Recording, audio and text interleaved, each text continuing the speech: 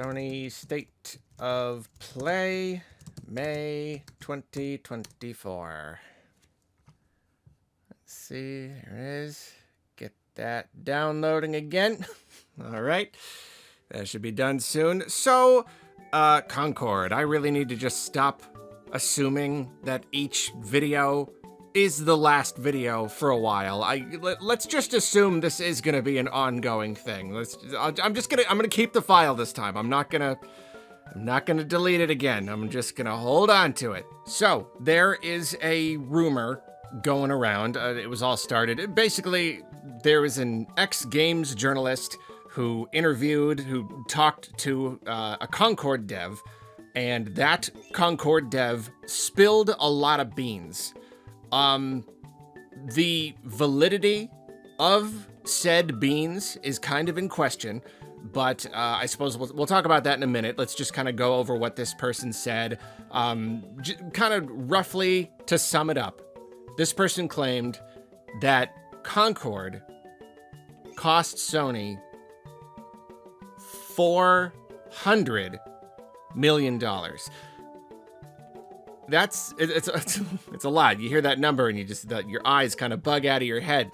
Previously, it was looking more like 100 million or something, but according to this person, that's what happened. It seemed that Firewalk spent $200 million on the game, and then Sony came along and bought them and threw another $200 million on there to finish it. Like, after they had spent $200 million, they were working on creating a minimum viable product or whatever. It seems that it still had a lot of work to do.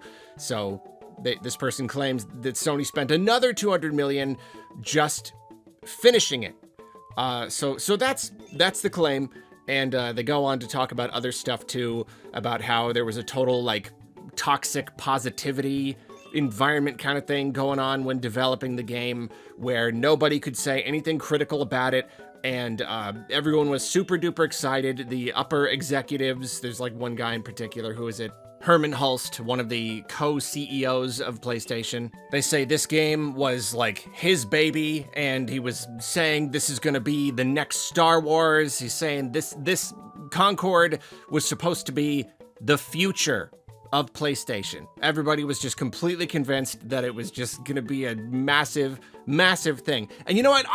Every single time we talk about this game, I keep forgetting to mention, for people who aren't like following super closely, Amazon is making a show called Secret Level that I guess is like telling stories in a lot of different game universes. Like basically it's just like a really big collaboration between a bunch of other game IPs and companies. And there was gonna be a Concord episode, like that was already created. It's gonna come out, what did they say, October or something? So like, yeah, it really is that thing, that Concord was supposed to be a big multimedia IP, and they were already treating it like it was, and so now it's funny, you can't even buy the game anymore, and yet this episode of this show is still coming. But anyway, that's the claim. The game cost $400 million. Toxic positivity. It was gonna be the next Star Wars and all that stuff. As for the $400 million thing, there's been a lot of pushback against this idea. And the problem with all of this is that we really only have one source. It was really just the one guy talking to one guy making that claim. We don't have any other people corroborating this, and we don't have any other confirmation or anything. And so that's why I'm a few days late to report on this story. You know, I wanted to make sure that it was true first, and not just, a lot of people out there reporting on it instantly like it was true. And I wasn't just busy over the weekend. I was purposefully waiting. It's not that I had a bunch of stuff going on over the weekend and I couldn't get around to it. It's because I was waiting. I wanted to make sure, do my due diligence or whatever. No, here's the thing. We really, really don't know. And see, it is true. The idea that they spent $400 million on Concord, it is funny. It would be funny. So a lot of funny stuff going on. That would be good too.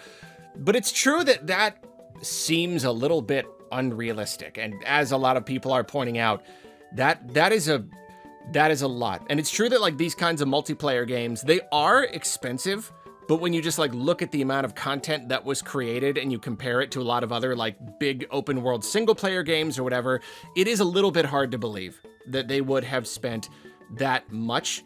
Oftentimes, if a game or a movie or whatever is that expensive, a lot of that just comes to the marketing costs. It takes a lot of money to really push a product. And Concord wasn't really marketed that much, you know, apart from like the Amazon show or whatever. They didn't actually do a lot to advertise the game leading up to launch. I think they would have, honestly. I think that when they revealed the game and it was just universally panned, nobody wanted to play it, I think they kind of knew they had a stinker on their hands and there wasn't really much of a point in advertising too much. I'm really not sure. But since it wasn't advertised that heavily, that means that yes, that $400 million figure is very suspect. One idea that some people are proposing is that $400 figure could be accurate, and that includes the money that Sony spent purchasing Firewalk. And I suppose that's technically possible. It's a little bit like them spending money on the game because Firewalk had been working on the game. This was basically Sony buying this game, so it could be their game. But of course, you know, purchasing a studio it's a long-term investment kind of thing, so you don't really count it. I definitely don't want to say I'm sure that this figure is accurate because it is, you know, funnier. I want to be reasonable here. I don't want to say this is definitely true just because a guy said it. At the same time, I also don't want to be completely closed to the idea that it is accurate in some way, at least somewhat, only because everything else that this person said about the whole like toxic positivity thing and believing that this was going to be the next Star Wars and the future of Sony, all of that just rings so true. Because you look at a project like Concord and you think, how could this happen? How could this possibly happen? That a company could put so much into a project and that it could be so unappealing to essentially everyone. You think, how could that happen? And all of that stuff, the toxic positivity, that's how it happens. That's it. That's the formula. That right there is literally how these kinds of projects happen. Some big executive guy way up in a skyscraper wearing a really nice suit that probably costs more than my car makes a decision about a product that they want to have, and they put it into production, and they don't play video games. They don't know about any of this. They don't know what we want. All they know is what they want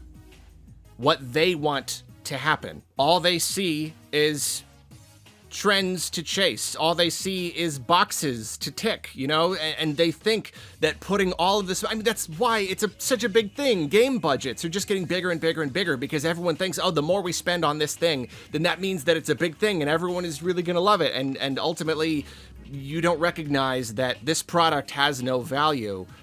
It's just that you want it to work. And I mean, this goes even beyond games. This is really everything. It even goes beyond rich CEOs. It's kind of one of those things where you look at everything, every kind of medium and every product and someone putting out a product, and it's like, how much is this you thinking that you genuinely have a good product?